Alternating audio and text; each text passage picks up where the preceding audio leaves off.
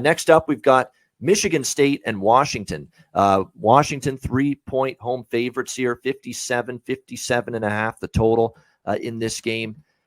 This is a great football game. And again, this is two teams I kind of want to bet on and not bet against.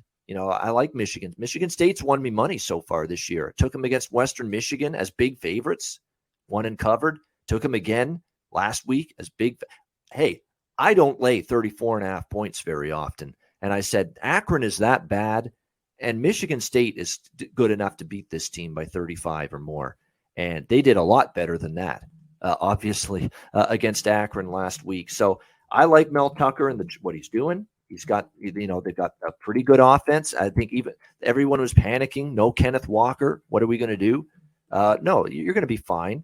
You still have a good offensive line. It's reload, not rebuild. And you brought in running backs that are really good. Jarek Broussard, you brought him in from Colorado. He's a very good running back. You brought in Jalen Berger from Wisconsin. He's a very good running back. I know Kenneth Walker, you missed him. He had an all-time phenomenal season, I'm sure, in Michigan State Spartan history last year. But you've got running backs that can get the job done. No question about that. I like this offense, and I like the way they're playing on defense as well. However, Western Michigan's offense, rebuilt last year to this year. New quarterback, a lot of new faces in the skill positions, 3 new offensive line starters, and Michigan State kind of feasted on that. Akron's offense, we don't even have to mention Akron's offense. They don't have one. All right, so let's not go crazy about them shutting out Akron. And both of them were at home. Now you're going on the road, going to the Pacific Northwest out there in Seattle, and you're playing a Washington offense that, look, they brought in Kalen DeBoer as the head coach for a reason. Fix this offense, which was broken last year. I mean, the offense was shit for Washington. It's one of the reasons why Jimmy Lake got sent his walking papers. I mean, this offense was horrible.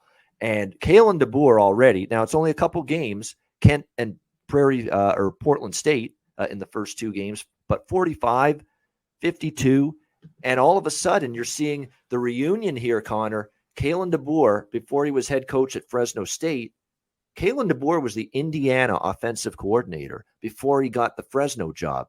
And then, of course, he left Fresno to come here to Washington. But he was initially Indiana offensive coordinator years ago. Guess who one of the quarterbacks was at Indiana when he was the OC there, Kalen DeBoer? Michael Penix Jr., who was actually playing that year that Kalen DeBoer was in this offense, and it was Penix's best year when he was at Indiana. This is the only good year he had at Indiana. Then he had inconsistency. Then he never could stay healthy. And then everything just fell apart after that. Well, now they've reunited here in Washington. Kalen DeBoer, Michael Penix Jr., the quarterback, and they're getting that magic back again. He's looked very good, Michael Penix Jr., here in these first couple games of the season. Now, granted, you played Portland State, Kent State.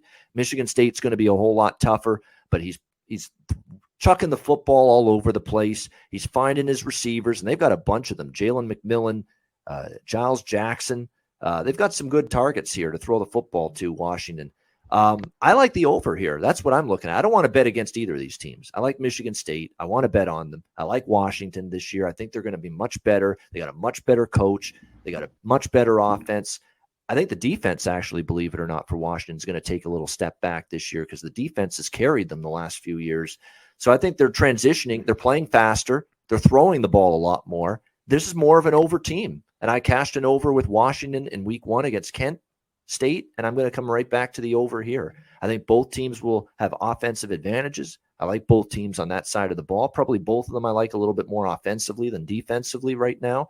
I think we go over the total here with the Spartans and the Huskies. Connor Mack, what do you think? Michigan State, Washington.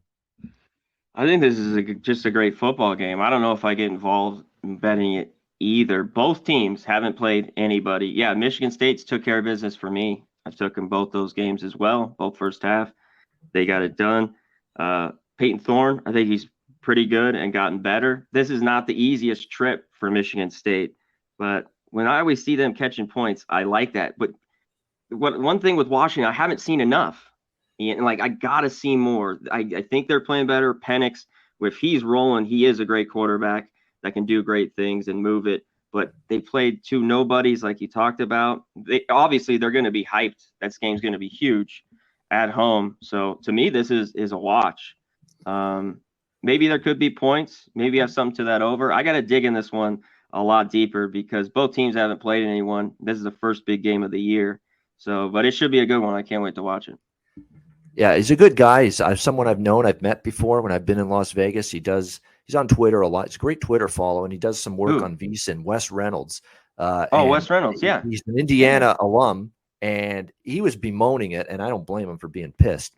Could you imagine if we had Michael Penix Jr. healthy and a good offensive line in front of him when he was at Indiana? What could have been for for him and his beloved, because he's an Indiana alum. He went to school there, and he's always cheering on the Hoosiers. And you can see on Twitter, he's always cheering on IU football and basketball. But yeah, that's unfortunately the way it goes. Doesn't pan out for a certain player at one school, and he transfers out. And now look at him; he's got a new lease on life here in Washington. And now, granted, 2 cupcakes. I get it. Kent State, Portland State, but he's looked great. He looks like he's zinging that football again. It's great to see. And Washington is one of those teams coming into the year, Conor Mack. I said, I want to bet on them. I think they'll be improved. And I'm going to really look to the overs with them because it's a 360-degree paradigm shift with them. They were all defense, no offense, run the football, slow paced. They move the football like a snail. They drain the play clock right down to 0. It's like the total opposite this year. They're getting up to the line of scrimmage, no huddle, faster pace. They're throwing the ball a lot more. And because Washington's totals for years have been lower, you take advantage of it early, jump on those overs. And that's what I've been looking to do with Washington. Yeah, maybe that's the way. And you're a little bit ahead of the curve. They were so bad, such a snail's pace. The coaching change. It's a whole new thing. So that's why I got to see a little bit more here early on in the year to start pulling the trigger. Yeah, let's be honest. Both of these teams have faced nobody yet coming into this game. Yeah. Michigan State's played Western Michigan and Akron at home. Washington's played Kent State and Portland State at home. This is going to be the first good opponent for both of these teams, and so it makes it a great game to watch, in my opinion. We're going to find out a lot about the Spartans and the Huskies here.